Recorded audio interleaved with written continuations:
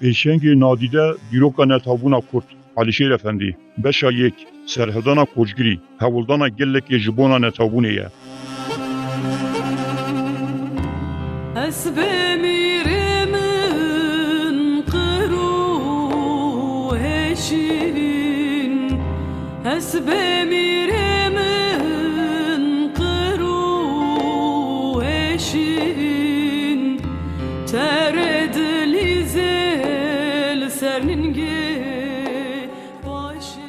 علیشیر افندی در سال 1882 ده لگوند ازگارا گریدای نافچه عمرانی یا کوچگری هاتیه دنی. جه عشیره شیخ حسنانه. خواندن خواه سه واسی قطاندو بمرو و خواه ظریفه خانم را زوجی. زواج علیشیر افندی و ظریفه خانمی دهیلا حس و رامانان ده لحف هفسانگیه که بتونی ده بویه. همان آرمانج باوری و چانده ده بوین هشتیه کو دیکلیه که مالباتی آری حوالتی بتجین. ده همان دمه ده ظریفه شیورمندی علیشیر یا هیلا لشکری و سیاسی دکر دجیانا هرجینی دا چوزارکیوان چینه بونه. علیشیر افندی به فکر و رامان خو این نتاو پروریا کرد میجیه که جیر حافظه که خورد آجتاتوره که خود گل دخبن باندورا خو به زانبونا خو یا کور آدیروکی سکنا خو آلشکری بیربریو یا دیپلوماتیک و هیلین خو این هلبسوان و خوزانی و خودیه جهه که خو ای جواز لناف پیشنگ و سرکین کردستانی ده هیه. لسر زمان کردی و زاروین وی لیکولین وی هبون ده همان دمیدا 5 زمان زانین.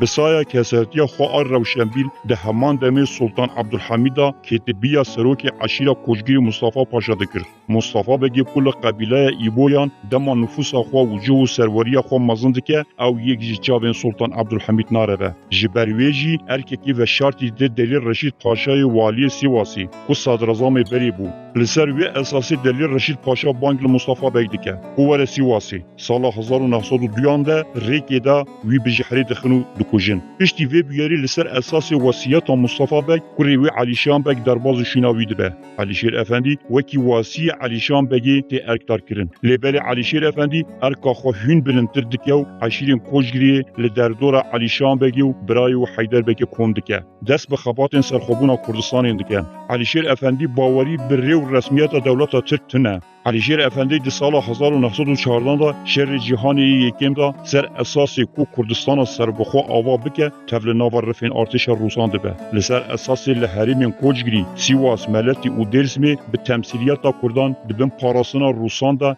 ریوبریه که کردستان آوا بکه خباتان دمشینه.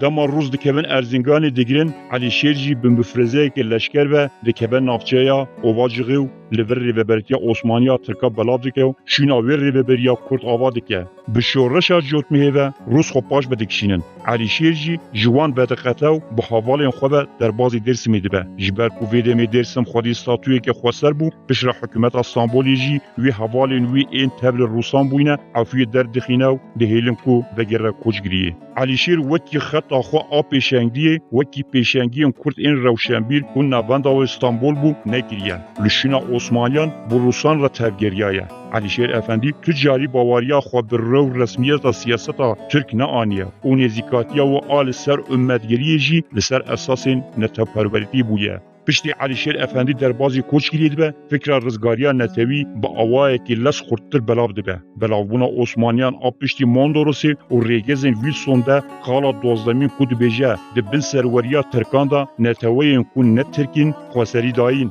و پشتی ویدمی عثمانی به هفتیمانا ماندورسی بلاو بون. فرسندین مازن جبونا کردستان سر بخو خلقی بون. لگل بلاوبونا دولت عثمانیان کرجی جبونا چرانوسا خواه تایم بکن که ناو لگرینه که وانشرت و مرجین هایی کنجوکتورلی و هرمی سودوار بگیرن. لحرمین کوچگری درسم روشنبیریا نتاوپرسیا کرد اصلا که بلند بو و با آوای که رخصتی بو. علیشیر جی جبونا به سقایا سیاسی بنرخینه دکه به ناف جمعیت کرد تعالیه ده سال 1918 دا آوا بویی. جمعیت کرد تعالی ده 22 برفانبار سال 1918 دا ده بین چاودیری کمیسریا بلند انگلیزان دا لسر اساس خسریا کردستانی به فرقه حریت و ائتلاف هفیمانه که امضا دکن. شاخên cemiyeta Kurd alî gelek navçeyên Koçgirî û Dêrsimê vedibin. Elîşêr serokatiya şaxên li Zara Sîwas û Umraniyê dike û xebatên rêxistinkirinê ên Kurd dike.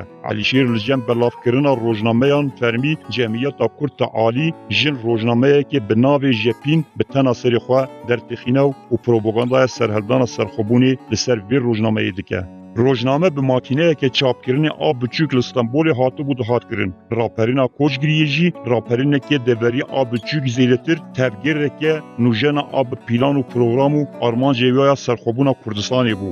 Gav bi gav ber bi serhildana Koçgiriyê ve. Armanca Elîşêr Efendî û Nûrî Dêrsimê ew bû ve eşîrên Dêrsimê jî tevlî vê raperînê bikin û raperînê li erdnîgariya mezin belav bikin. Yekîtiyekî wiha dê hêlên erdnîgarî û çandî da gengas dixuya. Li ser esasê xebatên yekgirtina netewî hemû eşîr, malbat û okom û ku ol û etnîkê wan cuda ên li herêmê dijîn re îstişaret tên kirin û hemû amadekariyên pêwîst tên temam kirin. Taybetî divê xebata îttifaka civakî de alîkariya pir mezin ji aliyê Seyid Riza ve tê kirin. Elîşêr Efendî di hêla pîrdozî û siyasî de rêveberiya raperînê dike. Di navbera salê 1918 û salê 1921 de di Tirkiyeyê tu serweriyekê dewletê nemabû. Hikûmeta Stenbolê ku serweriya xwe wenda kirî û tevgîra Mustafa Kemal ku pêşeroja wê bi şerê ku bi Yunaniyan re bê kirin de were diyarkirin hebû. Xeta Koçgirî û Dêrsimê di her hêlê de ji bona dewleta Kurdistanê avakirinê guncaw bû. Cemiyeta Kurd alî ji vê rastiyê dibîne û li ser vê esasê navenda raperînê wekî Koçgirî diyar dike. Di vê biryarî de helwesta netewperor û biryardara Elîşêr û pêşengên herêmê diyarker bûye. Di destpêka sala 1920 bi armanca ku gevizînên dîrokî ve gerandina Fersend û Kurdistana serbixwe avakirin li tekkeya Hüseyin Abdal ku li Kangala Yelîceyê ya bi beşdarbûna eşîretên Koçgiriyê re civîneke girin tê li darxistin. Hemû kesên ku beşdara civînê bûn son dixwin. Son wiha ye ji bona xalên 62 64 ên hevpeymana Sewrî pêk bên. Avakirina dewleta serbixwe a Amed, Van, Bitlis, Elezîz, Dêrsim û Koçgiriyê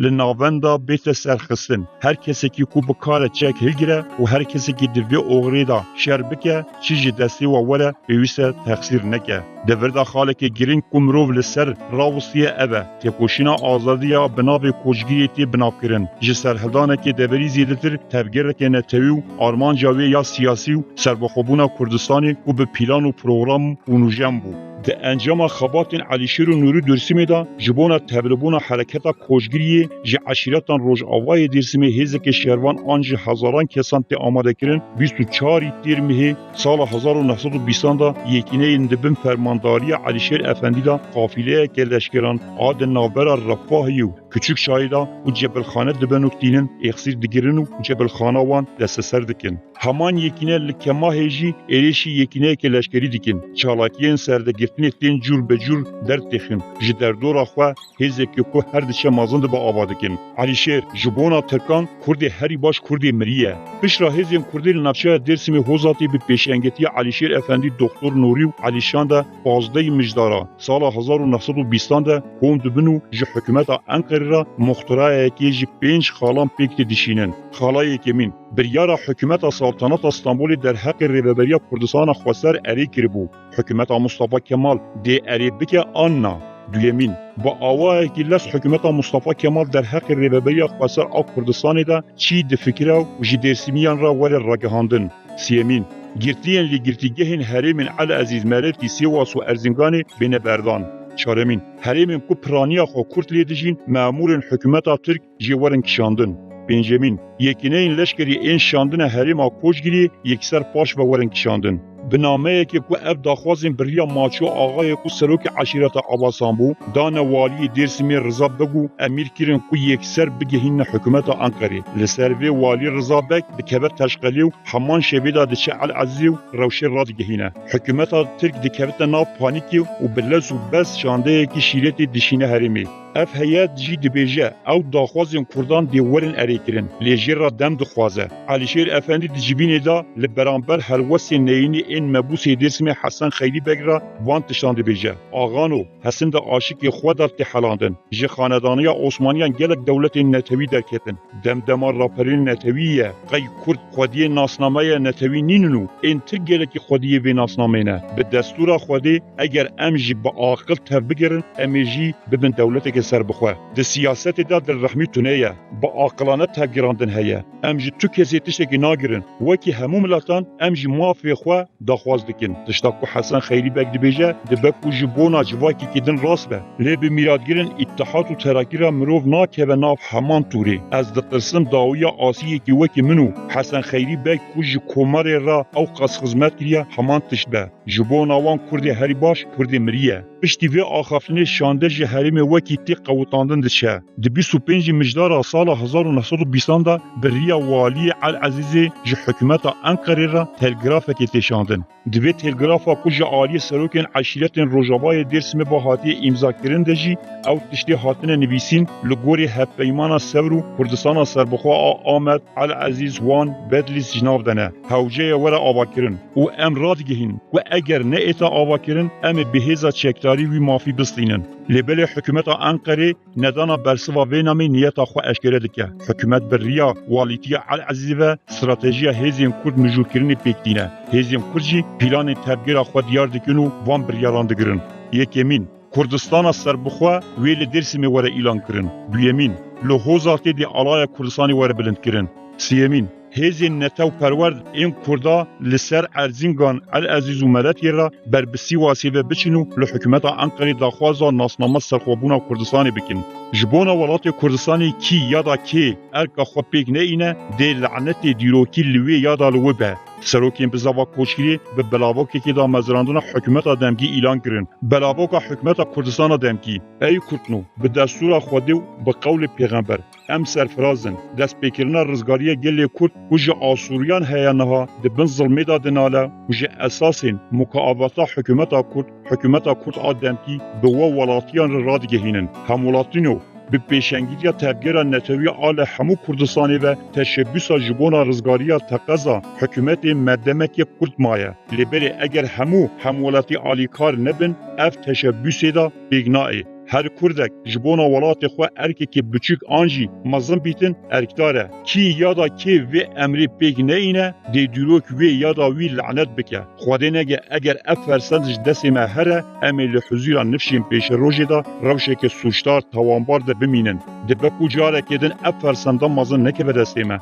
همولاتینو بهیویا که ام دبن آلایا حکومت کردی یا که امی دمک نزیک ده ایلان بکن هف حمیز بکن جمع توان را او هولدان و خیرات خواستن مکاواتی حکومت کرد کوچگیری رابو حربی دنگ هشت شرقی و غربی جبونا تغییر سر بکه بندا بحاری ماین مجبوری بو لبل دجمن جبونا سرهلدانا کرد بری کردین درسمی ببنو پیش بکه تغییر که لشکری آخرد پیش دخن جه انجام وی ده هیوا آدارا سال 1921 دا سرهلدان چیده به لدرسمی هزین لشکری ام کرد کو 45,000 کسان حاطب آماده کرن جناب وان 45,000 کسان ده جبر شرط و مرجین زوستان این دجوار تنی 205 کس دبن فرمانداری علیشیر دا چیاین منظور در باز دکنو دگیهن نافچه کماهی شروان کرد دکبن نافچه کماهو کرد چایی و برخودانا هزین ترکاتش کنن هزین کرد نافچه رفاهی و هند دبرین کوچگیری جی دگل دبیه دگیرن لسر و سرکفتنی علیشیر جی سروکاتیا پارلمان مازنا ملتا انقره را ام دخوازن جدر و نافچه ازاره نافچه این کوچیسا دیبری رفاهی کروچایو کماهی و هجمارا شینی این خواه به پرانی کردن ببن ناوندو لوان جهان والی که کرد حریم وره ارکتار کرن مامورین جدر و لشکر و دادگاهان دیسا کاری خو بردوام بکن 11 آذار سال 1921 ساتات تان علیشیر سروک عشیره کوچگیری محمد و تاکی جسروکن عشیرین درسمی مصطفی سعیدان محمد منظور حکومت انقره وکی برسوا وینامه ارتش ناوندی آدبن فرمانداری ساقالن نورالدین پاشا دخن ناف تفگیری داکو سرهلدان تیگ ببه ساقالن نورالدین پاشا bu gotuna xwe ya me yên gotin zo yani Ermenî xilas kirin nehadora yên dibêjin lo yani Kurd ve derbazî qetleamê dike lîwaya 47 a qetleama li behra reş a li hember Rûma bi destê wan hatî encamdayîn tevlî vê tevgîra leşkerî dibin. Hikûmeta Enqerê a Kemalî gav bi gav taktika ku dabeşkirina serhildanê pêkîne. Biriya mebûsên meclisa ve hêzên eşîran re ji bona tev li serhildanê de bin diaxivin. Êdî serhildan hêdî hêdî xilas dibe. Elîşêr ji bona ev fersinde mazin ji dest neçe gelekî hewil dide. Lê fêm dike ku pêşîgirtina vê belavbûnê gengaz nîne. Hikûmeta Enqerê ji dervê Elîşêr û Nûdî Dêrsimî ji bona hemû serhildêran efû derdixe. Li ser vê Elîşêr Efendî hevjîna û Zarîfe xanim, Doktor Muhammed Nûrî û fedayiyên Kurd ên din şer dikin û derbazî Dêrsimê dibin. Piştî serhildana Koçgiriyê Elîşêr Efendî hevjîna û dostên wê li herêma Dêrsimê bicî dibin. 4 salan li gel koçan da dimînin. Pişra Elîşêr Efendî û hevjîna wî derbazî gundê Seyid Rıza a bi navê Agdada dibin û li vir dijîn. Elîşêr Efendî piştî têkşona serhildana Koçgiriyê vê helbesê dinivîsîne. Koçgiri başladı harba, sesi gitti şarka garba. Koçgiri başladı harba, sesi gitti şarka garba. İki ordu asker geldi, dayanamadı bu darba. Eredlo Yeman Yeman, Çiyangır tu berfu duman. Merabişin Şah-ı Merdan, ev dermane hem u derdan. Eredlo Yeman Yeman, Çiyangır tu berfu duman. Merabişin Şah-ı Merdan, ev dermane hem u